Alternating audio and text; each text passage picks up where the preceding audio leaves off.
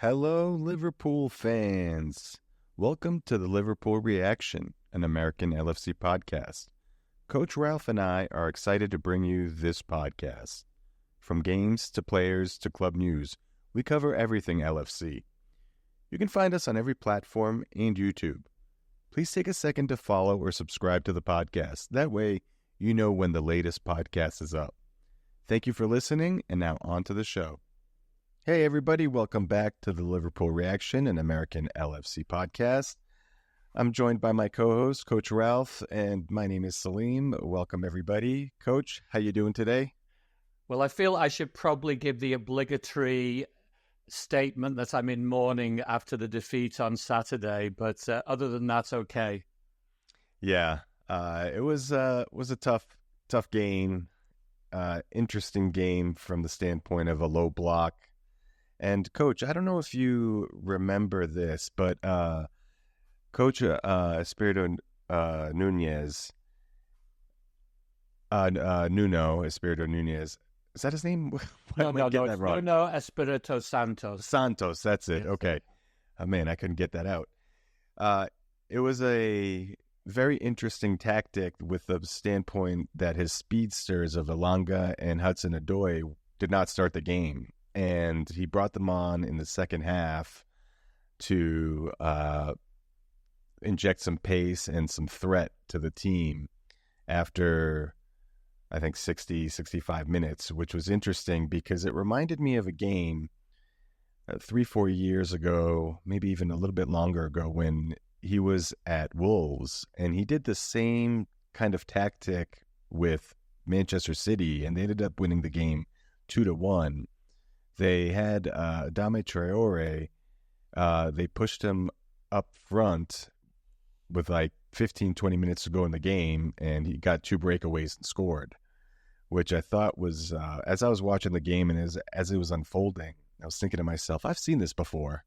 Mm-hmm. And it reminded me back to that game because tactically, when you looked at the starting team for Nottingham Forest, you're thinking, oh, this is park the bus all day, but as soon as they brought in those 2 youngsters, it really changed the game. What was your overall view of the match? Well, I think you've got to give the manager credit. You know, he's a little bit underrated, and it's possibly because his teams don't play the most exciting form of football. And that was kind of typified. Like they put him in at Tottenham, and he wasn't kind of the fancy Dan, as it were, and so he didn't last long there. But I think you've got to give him credit for his tactics. I think it was very much to contain Liverpool, and then, as you say, bring on his speedsters at the right time, which he did, and it worked. It worked. So he was prepared to have a go. But it was at the time of the game that he read it was starting to suit his team, which is when Liverpool had gone a bit flat. Maybe the crowd is starting to get a little bit frustrated. And, it worked a treat from their point of view. Yeah, Liverpool were a little bit unlucky not to go up 1-0 in the first half. We had Diaz, who created a chance out of nothing and hit the post. And then Maka had a cross that Jota kind of got his shin on to. He didn't really get full connection in between 2 defenders, and the goalie saved it. And also, Maka had a great header that Sells made a great save on. So, if those chances go in, maybe we're talking a little bit differently about it, but they didn't, and the tactics were spot on. And Hudson-Odoi's shot was fantastic. Great curler, hit the post and went in. And then Elanga even had one that Alisson needed to make a great save. So, like you said, tactics were spot on. Coach, there was a couple things that came to my mind on this game. Their midfielder Yates, number 22, he was kind of like a hockey enforcer in a soccer game. He was just kind of there to muck everything up. He got a yellow card relatively quickly and was was all over McAllister, hit him a couple times, kicked him a couple times. And I think it typified the game. Correct. Yeah. I mean, he was, he's a physical presence. He's the captain of the team. He's a local boy, and his role is very, very clear. It's physical, and because of his connections to the city and the club and everything, he has kind of an emotional component, as it were, that goes along with it. Mm-hmm. So, so he played his part perfectly. And as we said earlier, I mean, it was just a good tactical plan. And I don't think that on the day that Liverpool were at the level that we saw pre-international break. And I think that also played into the narrative for that particular game. Yeah. Did the starting lineup surprise you at all, or were you expecting any changes? I thought the lineup would be the same, but we're about to run into a big busy period where we're playing every 3-4 days. I thought he'd make a couple of changes. I mean, from a coaching perspective, I thought, well, I think coaches, like myself included, like to keep a winning team. But the modern game is very, very different. And so coming into the game, I thought he might make some changes, because of the international break, in as much as every player that was on the starting team and quite a number that were on the bench all played in internationals and have been travelling.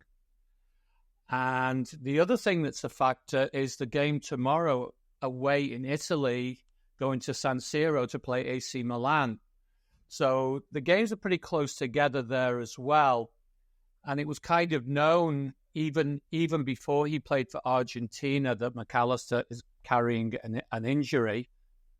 So I thought he might rest him. The other thing that I thought that was interesting was Darwin Núñez didn't play at all because he's on the international ban. And I thought that this might have been a good time maybe to bring him in and give him a run because he was going to be fresh compared to all the others.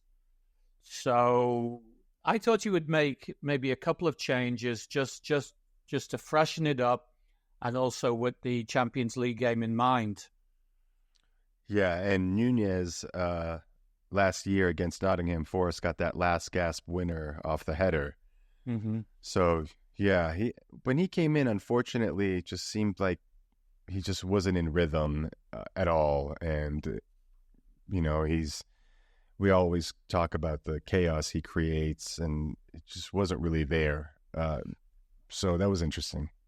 Well, the thing is that by that time of the game, really, Liverpool, the whole team had lost their rhythm at that point. The whole team had lost their rhythm when Núñez came in, and there was a little bit of a feeling of frustration. And then, like 10 minutes after he comes in, then Nottingham Forest score. So I don't think it was ideal. And what would be interesting, like we never party to this, it would be very interesting to sit down with Arne Slot and say, Arne, if you could do it again, would you keep the same team, or would you make a couple of changes given the two factors I mentioned earlier, international break and then the quick turnaround to go into Italy to play Milan? So that would be an interesting conversation, I think. And I think Klopp used to make changes, didn't he? Mm-hmm. When they were in that kind of a situation. Mm-hmm. So it'll be very, very intriguing to see the next time that Liverpool have the same kind of set of circumstances, whether he rotates, and I have a gut feeling that he will. Yeah, I think also the injury to Harvey Elliott maybe played a role into it. Maybe he was intending on bringing him in for Szoboszlai, and that injury, stuff happens when you play football, and he's going to be out till after the October international break. So not too bad considering a broken bone in his foot, but hope for the best there. Coach, Curtis Jones is healthy, so that's good to see. He's recovered from his high ankle sprain. Again, I think really the moral of the story is, just so we're not repeating ourselves, when these guys came in, the game was already kind of just mucked up. And Coach, when things like that happen, when a team kind of gets underneath your skin and you're frustrated, they were able to put two passes to get like the final third. The passing was just atrocious, just out of rhythm rather. And what can a coach do, or what can a team do to kind of get that back, get that mojo back in a game, and then more importantly after, into the next game? Well, I think that's the $1 million question, isn't it? I mean, it's tough in the heat of the moment, because when a team loses its kind of poise and its rhythm, I think that you may be looking for somebody that can kind of, as it were, put their foot on the ball, calm them down, and get things going again. But it's easier said than done.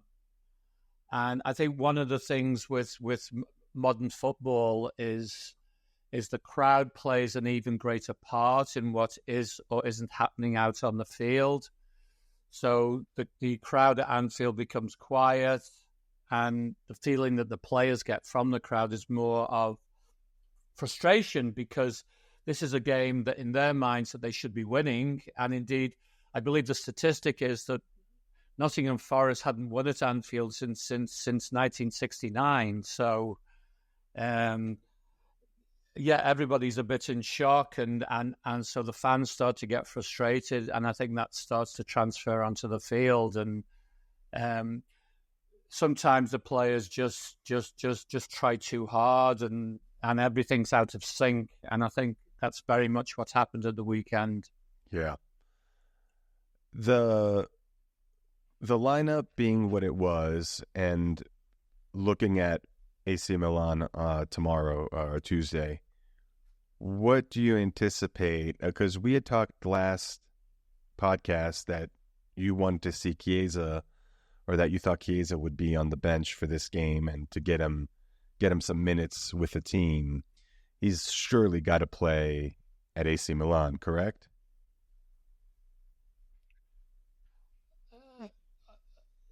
I don't know. I mean, I don't think he was a sub, was he, on No, Saturday? he wasn't. No, Yeah, he wasn't. So yeah, that's something that's interesting. I mean, I'm guessing he's not on the bench because the coach doesn't feel that he's ready to play. Now, the thing that kind of throws a spanner in the works is he's not going to start Chiesa over in Italy, but he might consider something like a 15-minute cameo, because he's obviously familiar with the opponent and the stadium and the environment and everything. So he may well be on the bench for this game. It'll be very, very interesting to see the team he puts out, because you have to believe that he might change a position or two. The next game is Saturday, isn't it, against Bournemouth? And again, I think in the minds of Liverpool fans, Bournemouth is a team that Liverpool should beat. So I think that this is a huge part of Arne Slot's learning curve here, because the Premier League, whilst it is predictable in some ways now in the Manchester City era, it is more competitive than say the Dutch Eredivisie League. So I think there's a learning curve going on here for Slot, and I'll be very intrigued to see the kind of teams that he picks for these two games. I think the plus, I mean, I don't know how Milan will play against Liverpool. I suppose that the onus will be on them to try and get a result. Bournemouth, I would anticipate, will play a more open game than Nottingham Forest. So that might suit Liverpool. But again, coming back to this idea of what expectations are, I mean, prior to Saturday, you can go onto the internet and see all these videos, and they're going over the next 5 games. And yes, we should win this game and this game and this game. And after the first 3 games, everybody's kind of become too elated, as it were, because they've made a good start to the season. And the Nottingham Forest game brought us back to grim reality, which is that Liverpool's weakness in recent years has been when teams sit in. And I think we talked about this on one of our previous podcasts, that this will be one of the first tests, is when they come up against a team that's going to sit in. And they struggled. Yeah, Coach, when teams sit in like that, it's harder to break them down, obviously. But from a coaching perspective, what can be done in situations like that to kind of crack that nut? How can you open a team like that up that's willing to sit in and take the brunt of the pressure? Well, I think you've got to prepare the team in 2 ways. I think that you've got to come out hard at them, because if you don't, like the longer the game is equal, the more confidence that they are going to get in themselves and their plan and everything. So I think you've got to come out hard at them, but then you've got to prepare the team that if you don't get that early goal or the early breakthrough, how are we going to deal with it afterwards? Because you can't go 100 miles an hour for 90 minutes. Mm-hmm. So I think you've got to come out hard at them. And if you don't get the breakthrough, then I think that you've got to be thinking of patience and keeping the ball tempo high. Because I think that one trap that all teams fall into is that they possess the ball, but then after a while, the tempo starts to drop in ball retention. And again, that suits the team that has the defensive / counter-attack mentality. So it's keeping the ball movement high and obviously having people rotating around the penalty box, because you're trying to create openings. Okay. And when you say start going at them hard, do you just mean physically and with speed? I mean, I'm talking about trying to get the early goal. Got it. Okay. So, so maybe you're a little more direct or whatever it is, but you come out, you play fast, you play hard, you're trying to get players into attack and get them right on the back foot, but under pressure. So I think that the team that's sitting in is probably going to be prepared for that. But I think that you've really got to go at them hard and try to get that early breakthrough, because once you do that, mentally, the onus is on them to change their game plan. Yeah. I like the idea of passing the ball, keeping the ball tempo high, like you said, and that definitely did not happen on Saturday. From a sideline, how could have Arne or you from a coaching perspective kind of reiterate that message? Hey, let's keep that ball moving. 1 touch, 2 touch, just keep it moving fast. Well, I mean, obviously he'll be barking out instructions from the side of the field and what have you, but I think the truth of the matter is that that's where you've got to be able to make changes, either on the field or in terms of bringing players on. So in terms of changing personnel, you're probably not going to want to do that early in the game unless there's an injury. So I suppose one tactic that you could use with the current personnel is maybe pushing Trent into midfield and playing with less players at the back. Mm-hmm. So, I mean, it's just a thought on my part. I mean, I think Arne Slot knows better than me how to handle the situation, but I think that the issue is that teams lose momentum, and it's not always easy to get it back. Yeah. So, speaking of Trent in the midfield, when he made some changes in the second half, Connor Bradley's at the sideline, and I'm thinking, oh, Trent's coming out. But that's not what happened. Trent got pushed into the midfield.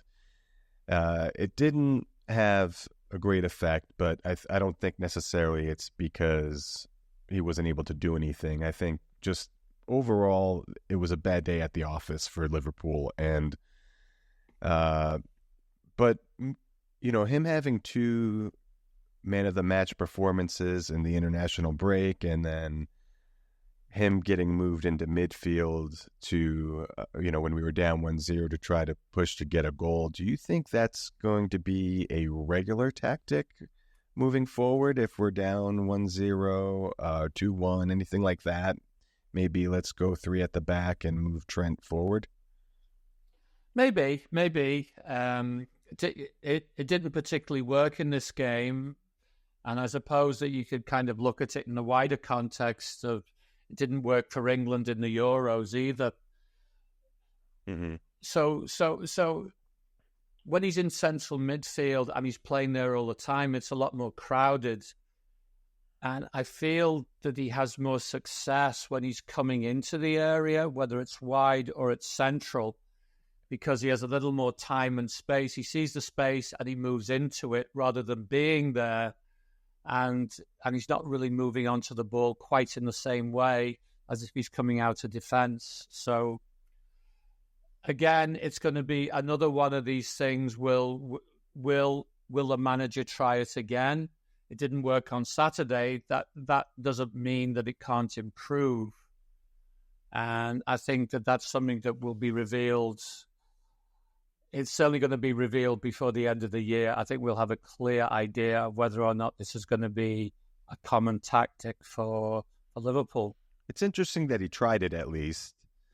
And we've all, everybody's kind of talking about maybe there's one piece missing in midfield. I don't necessarily think Trent's the answer, specifically when you talk about the Zubamendi deal that didn't come through, and he's a much different player. But it's interesting that he at least tried it. Now, Coach, we talked before the season started, and we said, we're going to have patience as fans with Arne as he kind of gets his message across and his play style across and the changes that he wants to make. It's going to take some time. And, Coach, if I told you at the beginning, before the first game, at the beginning of the season, that we would have 3 wins and 1 loss after 4 games, I think... Would I be happy with that? Yeah. I mean, it's a solid start to the season. Yeah. It's a solid start. I mean, but what you have to look at it is in context, because they were very commanding in those first 3 games, and especially when they went to Old Trafford, which psychologically for the club, but even more for the fan base, is kind of, okay, great. We went there and we totally dominated and beat them very, very comfortably. So all of a sudden the expectation level is different. And then all of a sudden they flop on Saturday. And I mean, there's already videos up online, and people are complaining, they didn't sign anybody in the summer and all this kind of stuff. So it's it's a pressure-filled situation for everybody that's on the team and the manager and all that kind of stuff because of expectations. And I think it's a good start to the season, but all of a sudden it has a major disappointment. So what happens tomorrow in Italy, I think will be, I think will inform us a lot, because were they to lose, I think the narrative then becomes, Liverpool's in crisis. Mm. And if they get a win, then everybody gets excited again, because San Siro is not an easy place to go to. It's a big stadium, passionate support and all that, and obviously Milan's a good caliber team. So maybe a draw is the best result tomorrow in a funny way. I don't know. Yeah. We'll have to wait and see. Yeah, Coach, you've always been patient with the team and level-headed, and you talk about, there's videos and people online saying, oh, well, this is because we didn't sign anybody and in the summer or didn't have enough signings. But you can't have it both ways, If they won the game, then people wouldn't say that, right? So, and they could have won the game. They had chances in the first half. They didn't go in. Okay, it is what it is. It happens. Moving forward past Milan to Bournemouth, a good opposition. They're playing decent. You said that you think they'd be playing a little bit more open. Do you?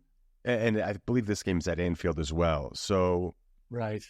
One thing that I was kind of wishing a player would have done on Saturday was kind of like to, get their hands up and kind of get the crowd, like try to psych the crowd up, which I thought was interesting that nobody was like, hey, we need an extra push here, guys. Let's get, let's bring the noise up kind of like they do in basketball and football. I'm wondering if we kind of get into a same situation. First, is there a player that can do that? And second, Coach, how do you anticipate that the team would line up as well? So first question is, is there a player that we can see that would get the crowd riled up, kind of get them lathered up? And what's the potential 11 for that team, that game? Well, the one thing that I neglected to mention before when we were talking about what can you do when things aren't going well is actually trying to get the crowd involved. And we had in a manager, Jurgen Klopp, somebody who was an expert at that. Slot's more of a low-key personality. And that's not a fault or anything. That is his personality. He seems to be a good manager. So each manager is different. I think the logical one is really Virgil van Dijk because of his, he's a big guy, his presence, he's a leader. So I think that as the captain as well, he would be the logical one that'll get the crowd up. And then from a playing style, I think he takes a lot of criticism, but I think Darwin Núñez, because of his sheer work rate and he's a very passionate player. I suppose Diaz as well, but I think those kind of players can really get the crowd going. Yeah. And against Bournemouth, like we did talk a week ago that Forest would probably come and park the bus, which they did, but to be fair to them, they had a plan to win the game, and they did. But I think Bournemouth will have a more open style and will probably try to frustrate Liverpool more with ball possession. Because if you look at the stats of the last game, what did Liverpool have? Was it like 70 to 80% possession against Forest? I doubt Liverpool will have that level of ball possession against Bournemouth because, he has players that are quite, who are good on the ball. So I think it'll be a different game, but I think the expectation will be the same as Nottingham Forest. People will be expecting them to win. Yeah, when it comes to statistics, yeah, Coach, 69.1% ball possession to 30.9, 5 shots on goal for Liverpool, 3 for Nottingham Forest, 14 shot attempts for Liverpool, 5 for Nottingham Forest. So, if you just look at those, you think the game has a different outcome, but that's the beauty of the sport. There's different ways to win a game. There's different styles. And that's what makes a game interesting. Right. I mean, but the stat there, like call it 70% possession. I mean, you might expect them to be having more shots than that, and certainly more shots on target. I think that tells you that Forest did a good job in terms of the defending. Yeah, there was a couple situations in the game. I mentioned the first half, the the chances. And there was one in the 88th minute that Szoboszlai shot, and I don't know how that ball didn't go in. It got deflected and somehow just missed the post and went out. And Nottingham Forest, the players were really kind of pumped up because somebody got their body in their way there. But I was thinking to myself, like, how did that not go in? But things like that happen in this sport. We talk about these things, Coach, when sometimes you have an opponent where you have to play a little bit more defensive and you hit them on the break, kind of like Nottingham did. And then sometimes you're the team that is more offensive and playing a defensive team, and they hit you on the break. And it's frustrating because you're the better team, but you got 90 minutes to prove it, and we missed the chances, and they didn't. Mm-hmm.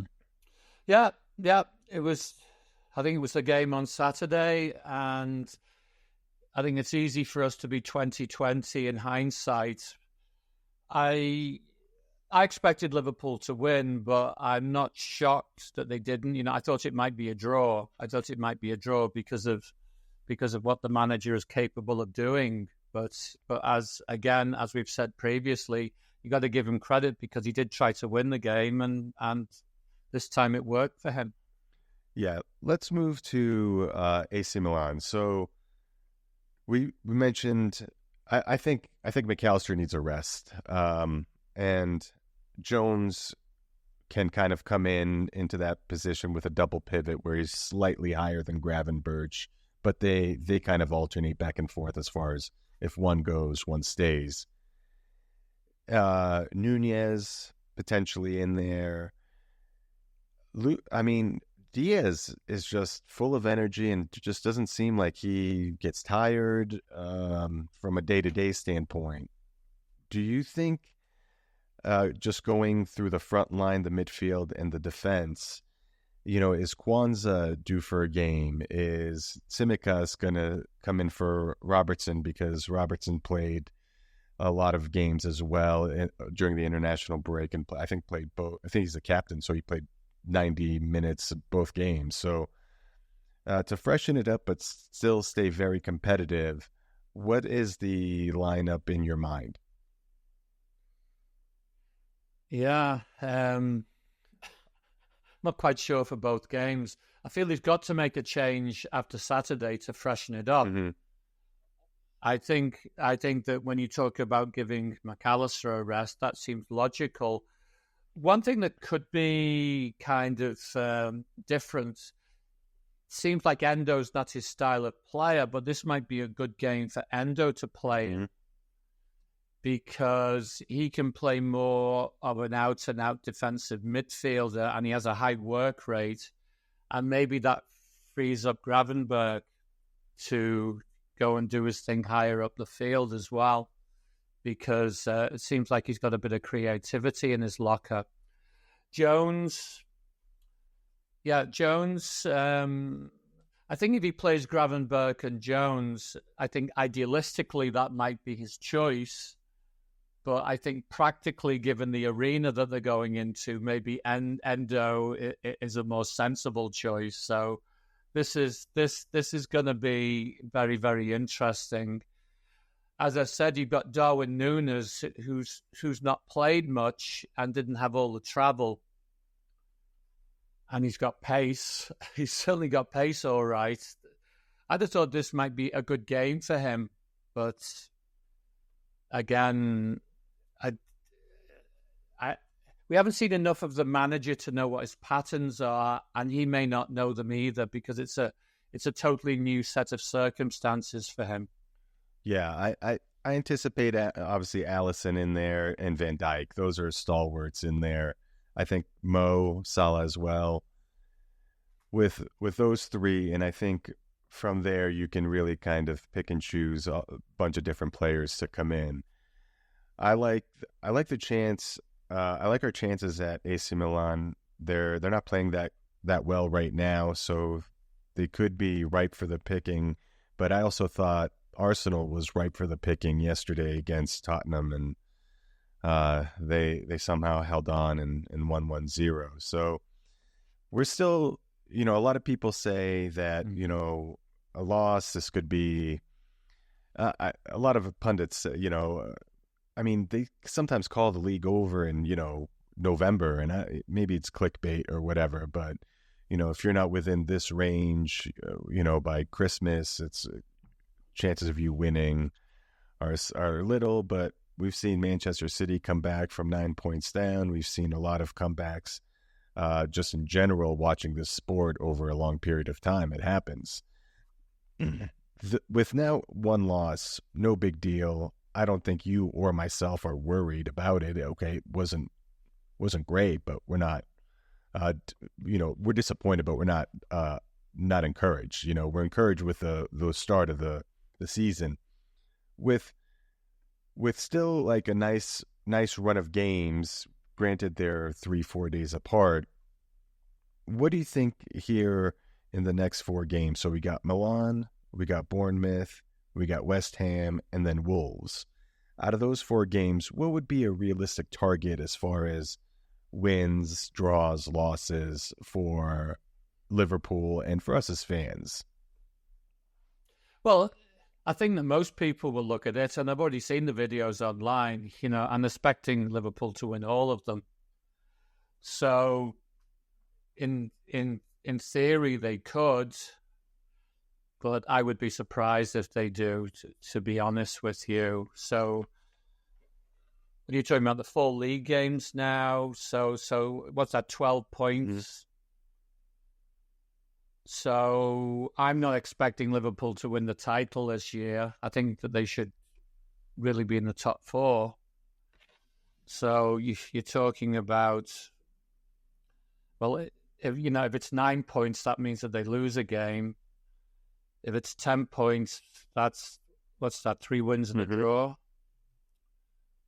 So, I think Liverpool's a good team, and I think that they will be up there. I think they'll drop some points. Let's just leave it at that. I will be surprised if they win all 4. Yeah. Overall, Coach, any other thoughts of the game? Not really. As was noted earlier, it's very easy to be 2020 in hindsight. I expected Liverpool to win, but I'm not surprised that they didn't. I thought that it could be a draw. It turned out to be worse from that because Forest won. So I think you've got to look at it. I thought Slot at the end of the game didn't make any excuses, and he noted the limitations of the team on the particular day. So I think that gives him something to work from and something to talk to the team about. And he will identify areas now that need to be worked upon for future games like this, because other teams are going to come to Anfield this season and they will play a similar tactic. Yeah, one thing he mentioned was the individual duels, that we didn't win enough of them. And if we remember the first game, he took Kwanzaa out against Ipswich because he wasn't winning his duels, and he hasn't seen a game since. So I'm interested in seeing how he's going to attack that, because that is obviously a point of emphasis for him from individual players to win their individual duels, which then compound in the team playing better. So that's going to be very interesting for me, how he tackles that. And him being more laid back and calm versus Klopp, who was, very excitable and can get everybody riled up.